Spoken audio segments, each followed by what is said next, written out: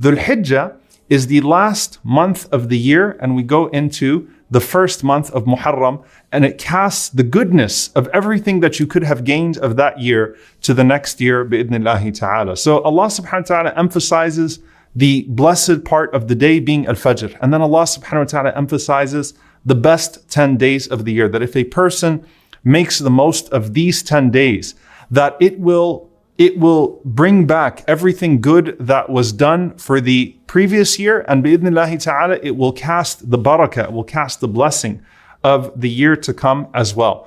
And Allah subhanahu wa ta'ala mentions the best time of those 10 days, which is ash-shaf'i wal-watr. The 10th of Dhul Hijjah being the day of the sacrifice, and then of course al-watr, the best day of the 10 days, the best day of the year, which is the day of Arafah. Allah subhanahu wa ta'ala swears by it. Pay very close attention to the warning of Al-Hafidh ibn Rajab rahimahullah ta'ala, where he says, احذروا المعاصي في الأشهر الحرام. Be careful when it comes to committing sins in the sacred months. The sacred months being Rajab, Dhul Qa'dah, Dhul Hijjah, and Muharram, the sacred months.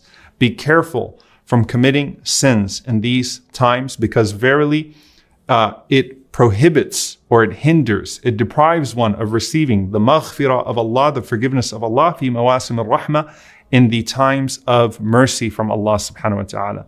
When Allah subhanahu wa ta'ala is descending this much mercy upon us, that the Prophet ﷺ said, your blood, your money, your honor are sacred to one another, more sacred to one another, meaning they are forbidden to one another.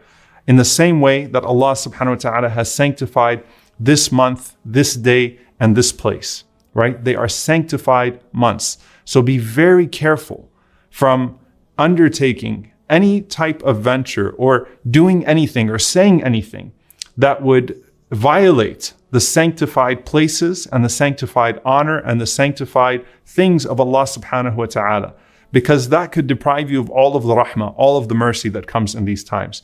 And so just like when we talk about Ramadan, where when Allah gives you a great opportunity and the good deeds are multiplied, the sins in those times are also multiplied. We should be very careful and imagine ourselves constantly in this place to not do anything that would deprive us of the mercy of Allah subhanahu wa ta'ala. So just as the good deeds are multiplied, the sins could also be multiplied if we don't pay attention, especially the sins that involve what Allah has sanctified of other people.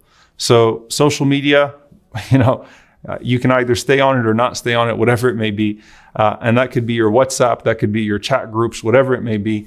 Be very careful. Your conversations, the things that you are saying, be very careful not to do anything to deprive yourself of the reward of Allah subhanahu wa ta'ala before you start thinking about the best good deeds to do. So the best good thing that you could do in Dhul Hijjah is to not sin, and particularly to not harm anyone else, because that's where the Prophet ﷺ specifically warned us.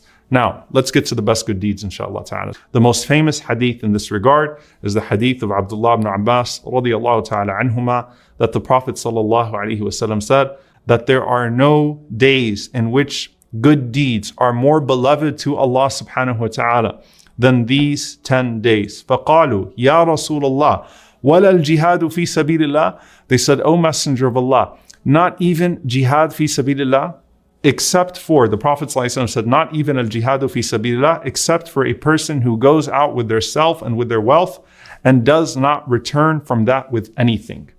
Now, the short version of this, or to understand this, is that the answer of the Prophet ﷺ is saying, not even al-jihadu fi sabilillah surpasses the deeds that are done in these 10 days.